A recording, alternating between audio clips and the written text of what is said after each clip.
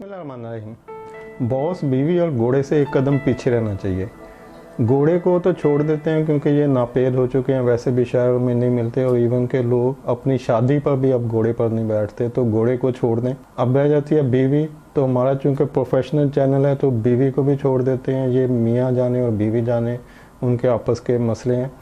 लेकिन बॉस को हम डिस्कस कर लेते हैं कि बॉस से एक कदम पीछे क्यों रहना चाहिए। बॉस उस सास की तरह होता है जो जब खुद ब्याह के आती है तो कहती है मुझे सास अच्छी नहीं मिली, और जब खुद सास बनती है तो कहती है मेरी बहू अच्छी नहीं है। अगर आप बहुत ज़्यादा काम करते हैं, बॉस के obedient है, उसको खुश रखते हैं, काम भाग के करते हैं, टाइमली उसकी असाइनमेंट सारी पूरी करके देते हैं, तो फिर भी कुछ चीज़ें आपको आपके बॉस से दूर ले जाती हैं और डिस्टर्ब रखती हैं, और वो चीज़ें काम के मुताल्लिक नहीं होती। तो आज डिस्कस करते हैं 2, 3, 4 चीज़ें ऐसी जो कि आपके और आपके बॉस के दरमियान रुकावट डाल सकती हैं, कुछ हिंड्रेंस दे सकती हैं और आपके तल्लुकात को ख़राब कर सकती हैं। नंबर 1, कभी भी अपनी अकल बॉस की अकल से ज़्यादा इस्तेमाल ना करें। अगर आपके बॉस से डिस्कशन हो रही है या किसी भी सीनियर से डिस्कशन हो रही है, तो अपने मशवरे, अपनी अकल, अपनी जहानत या अपनी सॉल्यूशन जो कि आप समझ जाएं कि इसमें ये फ़ायदा हो सकता है, या ये जो बात मैं कहने जा रहा हूँ ये लोग नहीं डिस्कस कर रहे, तो इस तरह की कोई हरकत ना करें। कभी भी अपनी अकल बॉस की अकल से ज़्यादा इस्तेमाल ना करें।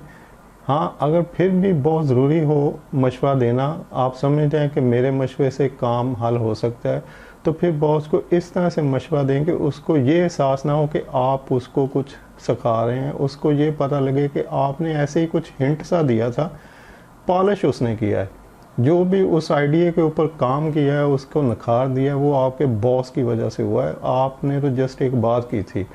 फॉर एग्ज़ाम्पल, आप अपनी इनपुट इस तरह से दे सकते हैं कि सर मेरा तो एक्सपीरियंस नहीं है इस सिलसिले में, आप माशाल्लाह इतने एक्सपीरियंस है, आपका ज़्यादा नॉलेज है, मेरा ख्याल है कि इस तरह से किया जा सकता है, लेकिन मैं डाउट हूँ, चूँकि मुझे इसका एक्सपीरियंस नहीं है, तो आप देख लीजिए, आप अपना विजडम इस पे इस्तेमाल करें, देखें अगर तो ये पॉसिबल है तो आप इसको इस तरह से भी कर सकते हैं।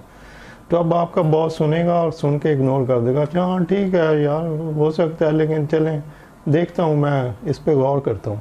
तो उसके बाद वो उसके ऊपर गौर करना शुरू कर देगा और उसको पता लगेगा वाकई यार ये तो इसने अक्लमंदी की बात कर दी, लेकिन ये खुद इंश्योर नहीं है कि ये जो कह रहा है कि वो ऐसे हो सकता है। तो अब ये जब उसके ज़हन में बात बैठ गई कि इसने जो बात की है ये खुद ही उस पर डाउट है, तो अब वो उस बात को थोड़ा पॉलिश करके, थोड़ा सा उसमें रद्द बदल, कुछ हेर फेर इधर उधर करके उसको मान लेगा, अडॉप्ट कर देगा और उस प्रॉब्लम को हल कर देगा जो कि आपके मशवरे की वजह से हुई है। लेकिन अगर आप उसको डायरेक्ट ऐसा मशवरा देंगे कि सर देखें इस तरह से करेंगे तो ये ठीक हो जाएगा, तो वो जो ठीक भी होना है तो उसको नहीं करेगा, वो कभी भी इस तरह की चीज़ को एक्सेप्ट नहीं करेगा। तो अपनी अकल को अपने बॉस की अकल से आगे इस्तेमाल ना करें, थोड़ा सा पीछे रहें, बॉस को डिसीजन करने दें, उसको अपनी अकल इस्तेमाल करने दें।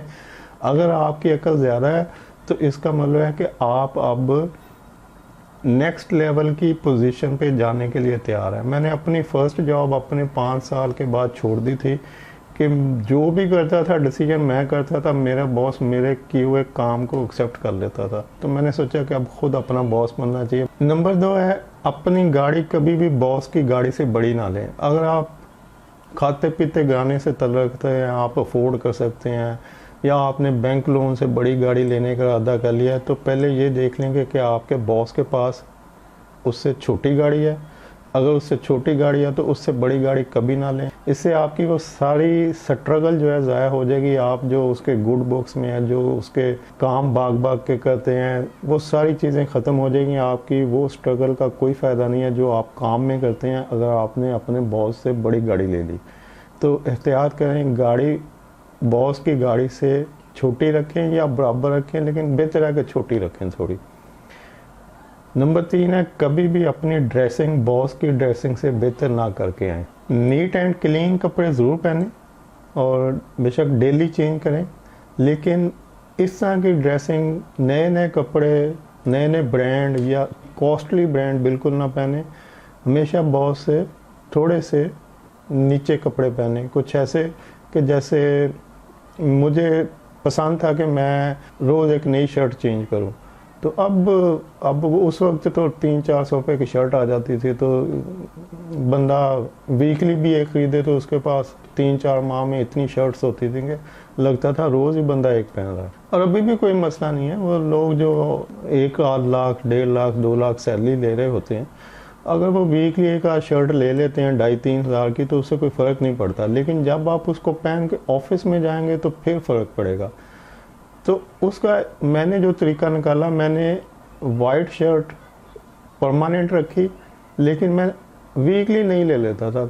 और वो जो मैं नई शर्ट पहन के जाता था तो फील होता था कि नहीं थी, लेकिन डाउट भी रहता था कि नहीं यार ये तो वही वाइट ही है जो पिछले हफ्ते भी इसने पहनी। तो मैं डेली वाइट शर्ट पहनता था और वीकली नहीं पहनता था।